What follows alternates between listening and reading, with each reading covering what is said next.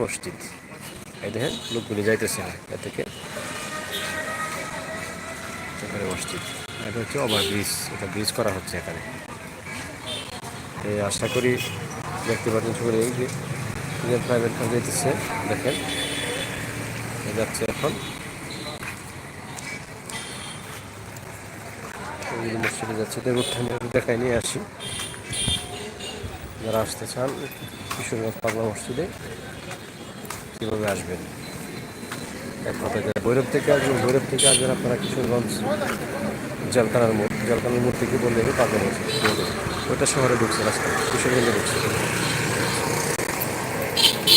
ওই রোডটা কিশোরগঞ্জে ঢুকছে সরাসরি, আর ওইটা আপনার ভৈরব থেকে আসছে, ময়মনসিংহ থেকে ওই আসছে ওই রুটটা। আর এই দিক দিয়ে আপনার গাড়ি দেখতেছে। এই হচ্ছে আপনার নদীর এই ধার, ওই হচ্ছে ওইখানে নদী। এটা হচ্ছে ব্রিজ পুরাপুরি দেখতেছি আমি। আবার আসলে মসজিদ হওয়ার আগে কিন্তু এদেশে মাজার নির্মাণ হয়েছে, আল্লাহর ওলিরা এসেছে, আল্লাহ রাব্বুল আলামিনের বন্ধুগণ এসে এটা তাওয়াজ করেছেন। যারা এখন মাজারকে ভাঙচুর করতে চায়, এখানে কিন্তু ফাহাশা কাজের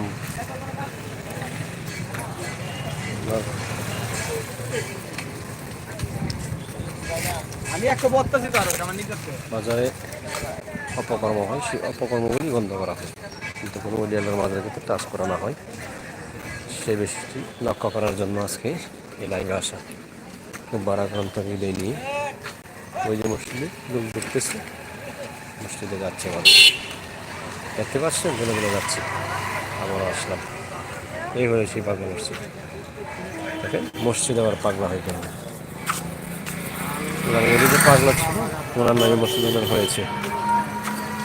এদেশে মসজিদ হওয়ার আগে কিন্তু আল্লাহর ওলি শাহজালাল শাহপরান ওনারা এসেছেন, ওনাদের মাজারে হামলা হয়।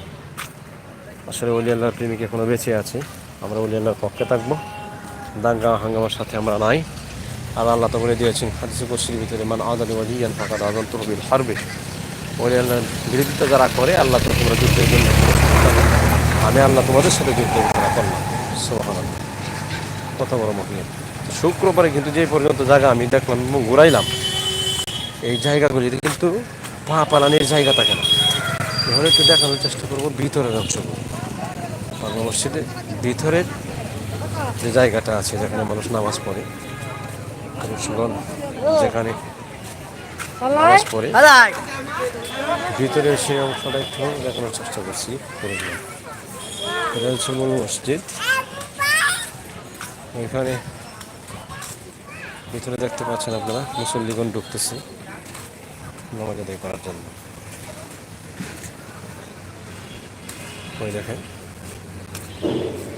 এখন সম্ভবত আসরের সময় হয়ে গেছে, ঢুকতেছি। এটা হলো ভিতরের অংশ, এটা পাগলা মসজিদের মেন ভিতরের অংশ। এখানে জামাত পড়ে, এটা হচ্ছে দান বাক্স, এই যে বাচ্চা দান করতেছে, এইগুলো হচ্ছে দান বাক্স করতেছে। এইখান দিয়ে আপনাদের উপরে ওটা সিঁড়ি মানুষের অত্যাধিক মানুষের সমাধান।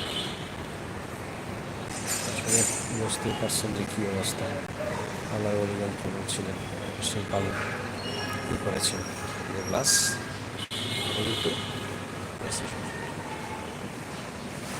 গ্লাসের ভিতরে জায়গাটা কিন্তু আমি দেখাইতে চাচ্ছি, হাজার হাজার মানুষের সমাধান ভিতরের অংশটুকু।